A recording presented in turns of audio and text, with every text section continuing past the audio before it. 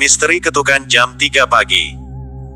Di sebuah kampung yang sunyi, terdapat sepasang suami istri, Rani dan Ahmad, yang tinggal di rumah kecil bersebelahan dengan seorang wanita tua bernama Maksalma.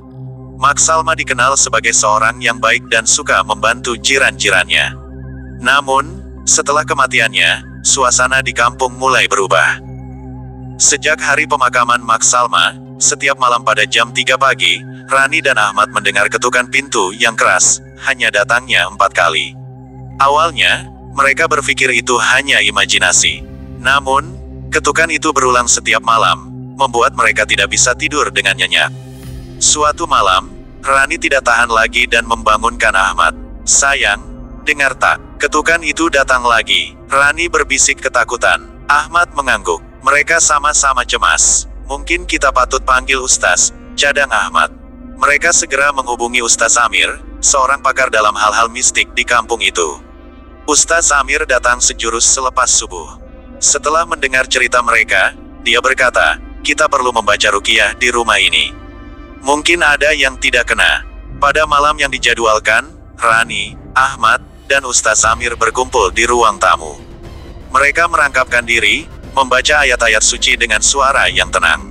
Namun, ketika jarum jam menunjukkan tepat jam 3 pagi, ketukan itu kembali terdengar dengan jelas. Ketukan keras yang membuat pintu bergetar. Ustaz Amir yang tidak merasa gentar melanjutkan bacaannya, tetapi tiba-tiba, suara teriakan terdengar dari arah luar. "Ah, tolong!"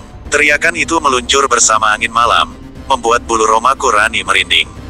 "Suara siapakah itu?" tanya Ahmad, cemas. Ustaz Amir menghentikan bacaannya dan mengajak mereka keluar rumah.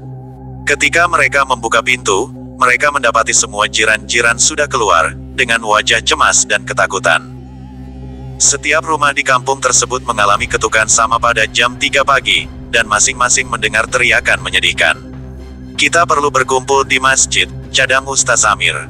Semua penduduk, termasuk Rani dan Ahmad, segera ke masjid.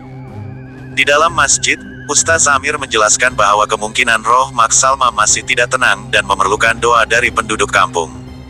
Semua orang di dalam masjid mengangkat tangan berdoa, memohon agar arwah Maksalma tenang.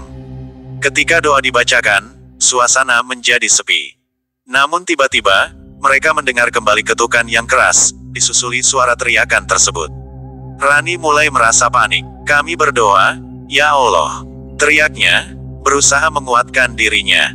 Setelah beberapa saat, ketukan itu bersatu dengan angin dan hilang, seolah menyatu dengan malam. Ustaz Amir memanggil semua orang untuk terus membaca Al-Fatihah dan ayat suci lainnya. Akhirnya, tenang menyelimuti masjid. 2 hari kemudian, Rani dan Ahmad menyadari bahwa suara teriakan dan ketukan telah berhenti. Mereka merasa lega, tetapi masih terbayang kejadian malam itu. Ustaz Amir mengingatkan semua bahwa pentingnya menjaga hubungan baik dengan jiran dan selalu berbicara dengan mereka, terutama ketika mereka telah pergi. Penduduk kampung kemudian mengadakan tahlil untuk Maksalma, dan dari situ, mereka menyadari bahwa kehadiran dan pengaruh arwah masih dirasai di dalam hati mereka. Misteri jam 3 pagi itu menjadi pengajaran bagi mereka semua bahwa setiap roh memiliki kisah yang belum selesai, dan pentingnya untuk memperhatikan dan mendoakan yang telah pergi. Sejak itu, Rani dan Ahmad tidak pernah sekalipun lupa untuk mengingatkan jiran-jiran mereka agar bersama menjaga kebersihan hati.